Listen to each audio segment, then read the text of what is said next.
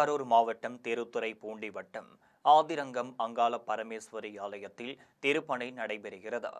திருவாரூர் மாவட்டம் திருத்துறைப்பூண்டி வட்டம் ஆதிரங்கம் சோழ வளநாட்டின் புகழ் மிக்கதும் மூர்த்தி தலம் தீர்த்தம் போன்றவற்றால் சிறப்பு பெற்றதுமாகும்.